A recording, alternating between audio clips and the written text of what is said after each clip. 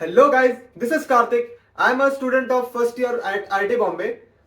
Last video में मैंने आपको बताया था कि इस वीडियो में मैं आपको बताऊंगा कि बैकलॉग्स कैसे क्लियर करने हैं क्लास 11th के लिए। और जो जे 2025 के बच्चे या फिर आप बोर्ड के भी स्टूडेंट हो या फिर किसी भी एंट्रेंस एग्जाम के आप स्टूडेंट हो, आपको ये वीडियो बहुत हेल्पफुल रहेगी।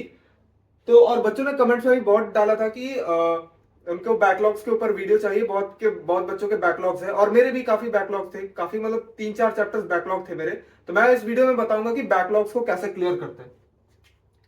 देखो, सबसे पहली बात टू द पॉइंट, एकदम टू द पॉइंट आते हैं, बिल्कुल बिल्कुल टू द पॉइंट आते हैं। क्या कि सबसे पहली बात, बैकलॉग फिनिश कब करनी है? अभी क्लास 11th एंड होने वाला है, क्लास 12th आने वाला है, तो बैकलॉग फिनिश कब करनी है?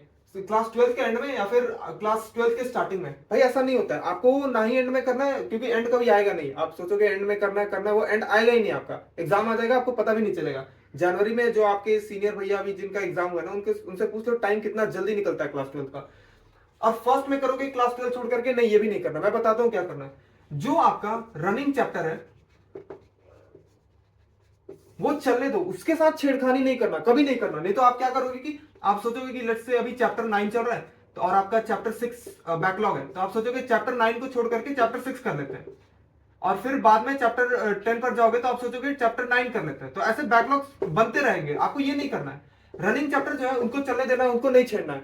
टाइम में बताऊंगा कहां से निकाल के करना है। तो बैकलॉग कब करना? साथ साथ में करना रहता है।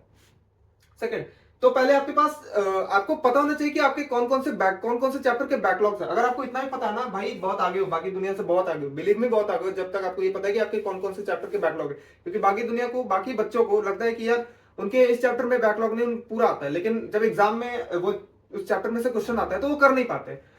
तो आपको पहले लिस्ट बना लेनी है किन किन चैप्टर्स के कि आपको बैकलॉग है। सिर्फ फिजिक्स, केमिस्ट्री, मैथ्स में आपको जो भी जितने भी चैप्टर्स हैं उनकी एक लिस्ट बना लेनी है। लिस्ट क्यों बनानी है? ताकि आपको एक आइडिया लग जाए कि आपको इसको फिनिश कब तक करना है। ओके।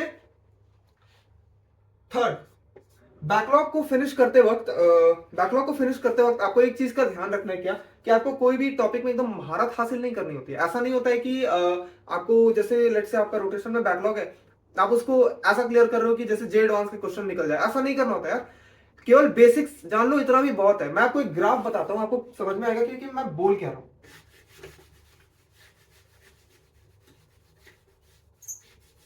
हमारा जो ब्रेन का रिटेंशन होता है ना, हमारा जो ब्रेन का रिटेंशन होता है ना, वो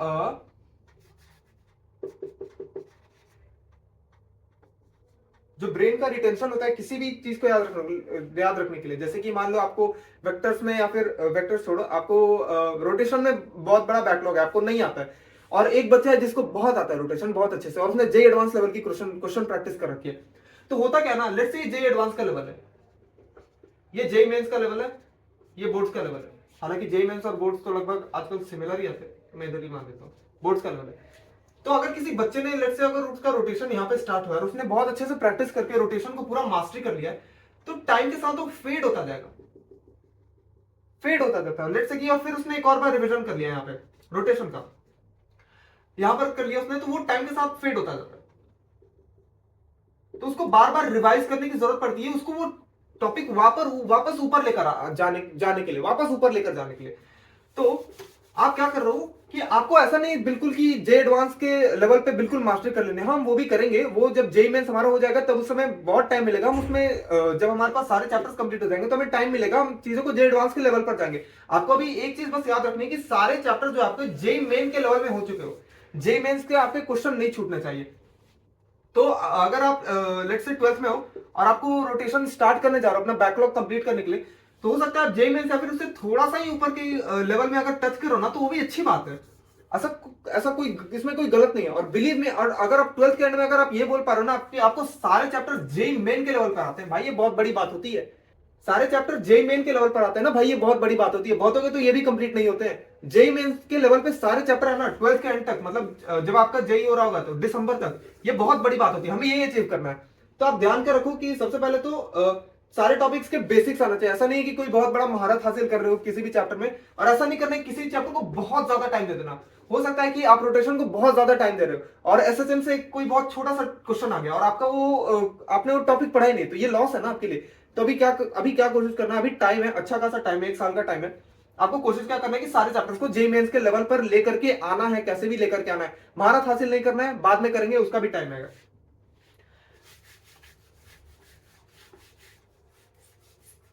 फोर्थ, टाइम कहां से निकालें बैकलॉग्स कवर करने के लिए।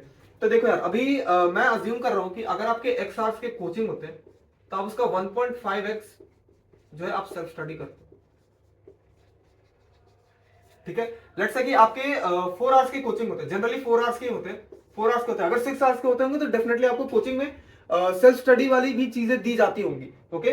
और 1.5x का सेल्फ स्टडी करना मतलब कि 6 आवर्स का आपको सेल्फ स्टडी करना है। और हाँ, एक चीज याद रखना, जो सेल्फ स्टडी होता है ना, यही काउंट होता है आपकी असली पढ़ाई में। ये काउंट उतना कंट्रीब्यूशन नहीं रहता इसका, कितना जितना इसका ज्यादा कंट्रीब्यूशन रहता है, या इसका 95% कंट्रीब्यूशन रहता है, ओके। अगर 6 आवर्स की सेल्फ स्टडी करो तो ये 10 आवर्स हो गए, ठीक है। और आपको हर दिन 2 घंटे निकालने के, मैं नहीं बोल रहा हूं ज्यादा निकालो, 2 घंटे बस निकालो। कहां से निकालोगे? या तो आप अभी अपने फोन को ट्रैक करो कितना घंटे चलाते हो, भाई 4 से 5 घंटे आराम से चलाते हो, इसमें से कट कर दो और इसमें से 2 आवर्स निकालो। या फिर 8 घंटे सोते हो तो 7 घंटे सो, यहां से 1 घंटे निकालो। कुछ भी करके आपको 2 घंटे निकालने हैं। और हर चैप्टर को आपको 5 घंटे देने हैं उसके बैकलॉग्स को निकालने के लिए, जिसके लिए आप 2 आवर्स उसके 2 घंटे में उसकी थ्योरी फिनिश करोगे। थ्योरी कहां से फिनिश करोगे? नोट्स बनाए हो, वेरी गुड, नोट्स से फिनिश करोगे। नहीं है तो एनसीईआरटी से फिनिश करोगे। और मैथमेटिक्स लिए ज्यादातर प्रैक्टिस डिमांड करती है, तो आप मॉड्यूल्स के जो शॉर्ट नोट्स होते हैं ना, उनको फॉलो कर सकते हो, या फिर अपने टीचर से भी डाउट पूछ सकते हो कि अगर कोई क्वेश्चन नहीं आ रहा तो, ठीक है। नोट्स है तो बहुत अच्छी बात है, नहीं है तो एनसीईआरटी फॉलो करो। और एनसीईआरटी बहुत इंपॉर्टेंट बुक है फिजिक्स के लिए और केमिस्ट्री के लिए, मैथ्स के लिए बिल्कुल भी नहीं। तो आपको यहां से टाइम निकालना है और हर दिन आपको 2 घंटे देना है। तो लेट्स से वीक में आप 5 से 6 डेज बैकलॉग्स को देते हो तो 10 आवर्स हो गए आपको। तो 10 आवर्स मतलब कि पर वीक आपके 2 चैप्टर्स कंप्लीट हो रहे बैकलॉग वाले। और अगर आपके 50 चैप्टर्स बैकलॉग है, लेट्स से बहुत गंदी कंडीशन है, आपकी 50 चैप्टर्स बैकलॉग है, ठीक है। ऐसा होना नहीं चाहिए, मैक्सिमम बच्चों का ऐसा नहीं होगा। 50 चैप्टर्स बैकलॉग है, और तो आपको ये कंप्लीट करने में कितना लगेगा? अगर आप पर वीक कर रहे हो तो आपको 25 वीक्स लगेंगे। 25/4 लगभग कह सकते हो 6 महीने लगेंगे। और 6 महीने एक अच्छा खासा टाइम है बैकलॉग को कंप्लीट करने के लिए। अगर आप अभी से स्टार्ट करते हो ना, फेब, मार्च, अप्रैल, मई, जून, जुलाई अगस्त तक आपके सारे बैकलॉग्स क्लियर हो जाएंगे। और ये एक बहुत अच्छी बात है। इसमें बताता हूं कि मटेरियल्स कौन से फॉलो करना है आपको। आपके पास कोई तो क्वेश्चन बुकलेट होगी या फिर आपके मॉड्यूल्स होंगे, कोचिंग मॉड्यूल्स। तो उसमें आपको लेवल 1 और लेवल 2 करना है, लेवल 3 नहीं करना, मतलब जो हार्ड क्वेश्चंस होते हैं नहीं करना है। और आपको मेंस के पीवाईक्यूज कर लेने हैं, ये आपको ध्यान रखना, इतना कर लेना। पीवाईक्यूज कौन सा करना है? 19 to 23 वाला, 2019 to 2023 जो एनटीए ने बनाया था। तो आपको लेवल 1 और लेवल 2 करना है और मेंस के पीवाईक्यू करना है। लेवल 3 नहीं करना है, या फिर सब्जेक्टिव क्वेश्चंस होते हैं वो नहीं करना है, क्योंकि हमें इतना ध्यान देना है कि हम एटलीस्ट सारे चैप्टर्स के बेसिक जान जाए। जब बेसिक जान जाएंगे और दिसंबर के एंड में जब एक बार मेंस दे लेंगे, उसके बाद हम सारे चैप्टर्स को एडवांस पर लेकर जाने की कोशिश करेंगे, एडवांस के क्वेश्चंस करेंगे। अगर आप अभी एडवांस के क्वेश्चंस करने लग गए अपने बैकलॉग में, तो आप बहुत टाइम एक ही चैप्टर को बहुत ज्यादा टाइम दे दोगे। और हमारे पास उतना टाइम नहीं है। एडवांस के क्वेश्चंस उन चैप्टर का करने का, 11th के चैप्टर्स का करने का वो टाइम जा चुका है, अब वो आएगा नहीं। इसलिए आपको अभी क्या ध्यान देना है कि मेंस के ही क्वेश्चंस करो, ओके। मैंने सब कुछ बता दिया कैसे करना है, क्या करना है। सबसे पहले तो आपको चैप्टर्स को नोट डाउन करना है कि भाई आपके बैकलॉग्स है क्या, वो, क्योंकि पहले वो डिफाइन होना चाहिए ना कि आपके बैकलॉग्स हैं कौन कौन से चैप्टर। ऐसा तो नहीं है कि कोई बैकलॉग है आपने उसको लिस्ट में ही नहीं डाला, ओके। आपको सबसे पहले पता होना चाहिए ताकि वो माइंड में दिखे कि हाँ मेरे इतने बैकलॉग्स हैं, मुझे इसको कंप्लीट करना है। सेकंड, आप रनिंग चैप्टर को नहीं छोड़ोगे, जो चैप्टर चल रहा है उसमें फुल फोकस दो। हमें बस दिन के 2 घंटे निकालने हैं बैकलॉग्स के लिए। और कहां से निकालोगे?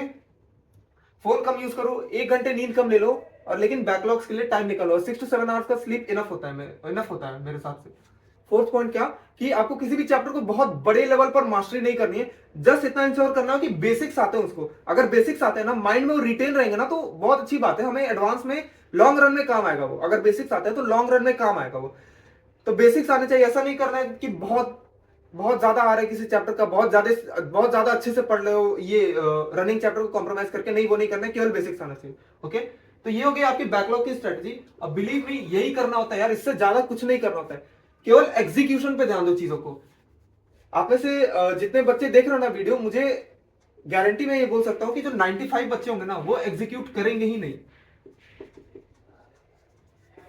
एग्जीक्यूशन एक चीज है ना जो आपकी रैंक डिसाइड करेगी, क्या रैंक आने वाली। Consistency, execution. जो बच्चा 5% बच्चे जो एग्जीक्यूट करेंगे ना, वो अपनी रैंक लेकर आने वाले। तो आज ही के आज ही, जिस भी समय आप वीडियो देख रहे हो ना, बंद करो वीडियो देखने के बाद और पेपर पेन निकालो और आप अपने बैकलॉग्स को नोट डाउन शुरू करना स्टार्ट करो कि आपके कौन कौन से बैकलॉग्स है। ओके, तभी आपका जो है ना ये बैकलॉग्स क्लियर करने के लिए तभी वो क्लियर हो पाएगा। नहीं तो आप ये वीडियो क्यों देख रहे हो, आप खुद से भी पूछो एक बार।